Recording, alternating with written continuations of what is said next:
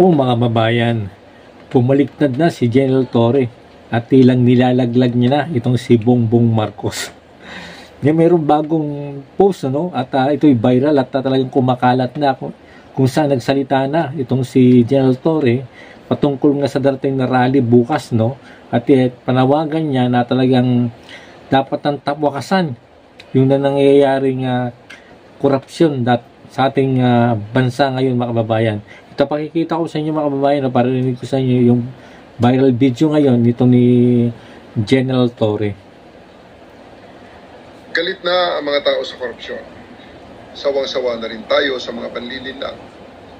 Bukas sa mga rally, ipakita natin ang lakas ng taong bayan at gawin natin itong maingat, responsable at mapayapa.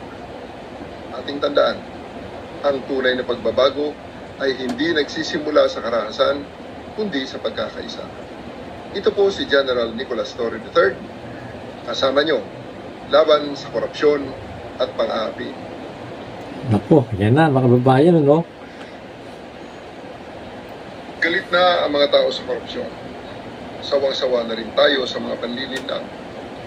Bukas sa mga rally.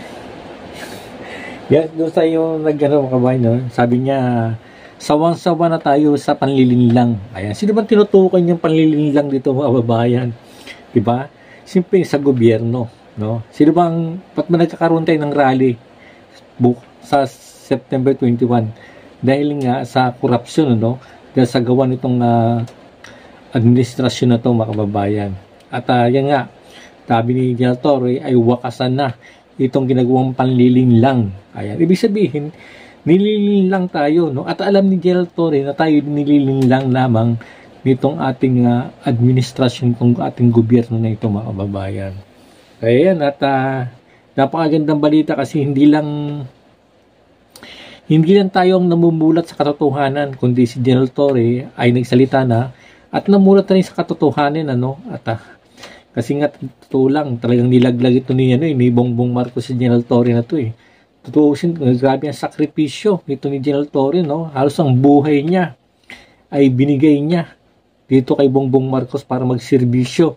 Sundin lamang ang mga bawat utos nito. Pero sa bandang huli nakita natin, talagang nilaglag siya ni Bongbong Marcos, tinanggal siya bilang PNP chief. 3 months lang siyang nakaupo ay tinanggal na siya bilang PNP chief. At binobola-bola pa siya at sabi bibigyan siya panibagong posisyon, At pero kita po natin biglang nahimik itong si General Torre. At di natin alam kung ano na nangyayari sa kanya. Siguro na-realize niya na habang siya nagmuni-muni sa kanyang kwarto at pag-isip-isip niya talagang nililinlang lang siya nito ni Bongbong Marcos. Kaya nagsalita siya ngayon na wakasan na itong panlilinlang nitong gobyernong ito. Kaya ito. At hindi lang si General Torre mga kababayan, pati yung mga ibang general na retired ay nagkakaisa na at naglalabas na ng kanilang saloobin itong mga retired general nito at mga PMA na ito. At ito nga at isa na rito yung si General Pokis at nagsalita na rin at sabi niya nga sa isang video na napanood ko na sinasabi ito ni General Pokis, siya ay naggumawa ng letter dito kay General Browner, yung Chief of Staff, na sinasabi niya na dapat suportahan dito ni General Browner ang taong bayan. Diba? Tama naman, diba? Saan ba naglilingkod yung isang sundalo, diba? Bago ka maging sundalo, susumpa ka I'm a Filipino soldier. I will support and defend the Constitution of the Republic of the Philippines. Diba? Constitution, sibang Constitution tayo mga mamamayang Pilipino. Ang Constitution dapat tayo isuportahan niya, Hindi yung mga politiko, Hindi tayong bayan. Dahil tayo, naglalabas tayo ng kaya nating inahin at nakikita natin, yung nangyayari sa ating bayan, yung mga korupsyon o sa inaabuso, sinasamantala na ninirape, nitong mga politiko nito, yung kaban ng bayan natin. Kaya dapat yung ating sandatang lakas ng Pilipinas, ang Forces of the Philippines, maging ang PNP, ay dapat mamulat yung kanilang isipan upang masuportahan nila yung hinaing, ang sinisigaw ng taong bayan.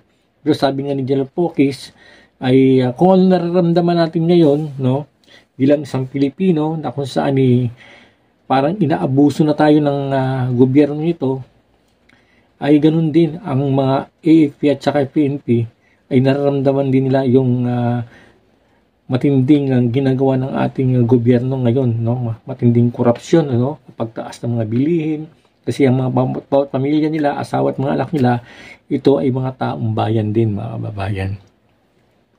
Kaya ito at isang panawagan ng isang iba't ibang grupo sa ating bansa, no, na magkaisa na, no, mawakasan na, no, kasi ang ginanakaw po sa ating kaban ng bayan hindi lang po libo, hindi lang po milyon, ano, kundi bilyon na or trilyon na, mga kababayan, yung ginanakaw sa ating bayan. Pag ito magpapatuloy ay talagang babagsak na ang ekonomiya ng ating bansa, babagsak ang talagang magkakaroon ng kahirapan talaga sa ating bayan. Kaya dapat talagang magkaisa ang bawat Pilipino na talagang wakasan na ito, no? At makulong, mapanagot ang mga magnanakaw sa ating kaban ng bayan. Kaya alam natin kung sino na yan, ba? Na itong mga congressman diyan, na isa na rito si Martin Romualdez, no? Saldico, si Dong Gonzales, kaya marami pa silang magkakasama diyan, mga kababayan, kung saan talaga namang walang humpay, no? Na talagang walang awa, no? Lalo itong si Abante, no? Ay talaga namang, ewan ko ba, meron magsalita ng dahil nga naglilingkod dito, no, sa simbahan, pero yung ugali nito hindi makasimbahan Talagang, ewan ko ba sa taong to, di nahiya sa kanilang kongregasyon, no, sa kanilang members, sa kanyang ginagawa, nangangaral ka ng mabuting balita, pero yung pagkatao mo malayo sa sinasabi mo, di ba?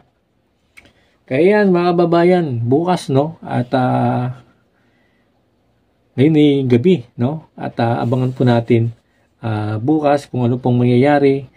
Kung darating po ng araw ng bukas, kung tayo sasama sa isang rally, ay dapat mag-ingat po tayo, no, at tayo mapagmatyag, no. Alam po natin na hindi mawawala yung kaguluhan, no? At talagang magkaroon ng kaguluhan diyan. Merong masasaktan, kaya tayo dapat mag-ingat tayo, no? Huwag tayo masyadong madahas din, no?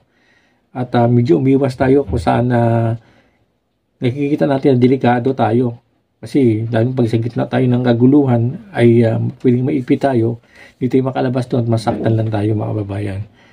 At tayo mapagmatsyag lang, no? At sigaw lang natin kung anong naramdaman ng ating damdamin na talagang dapat na bukasan na itong korupsyon sa ating bansa.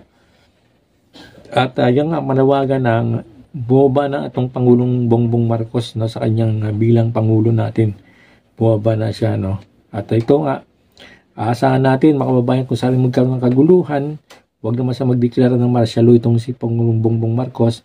At dapat naman yung suporta ng AAP at PNP ay sa Constitution, no, sa taong bayan, mga kababayan.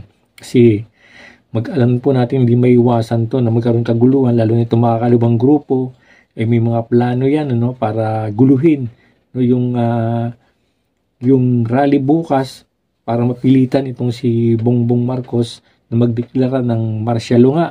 Kasi nga, pag hindi siya magdeklara ng martial law itong si Bongbong Marcos, ay maaring magkaroon ng people power, si Inday Sara ang siyang upo. Yan ang ayaw ng mga makakaliwang grupo na si Inday Sara ang maupong bilang Pangulo ng ating ng ating bansa, ano.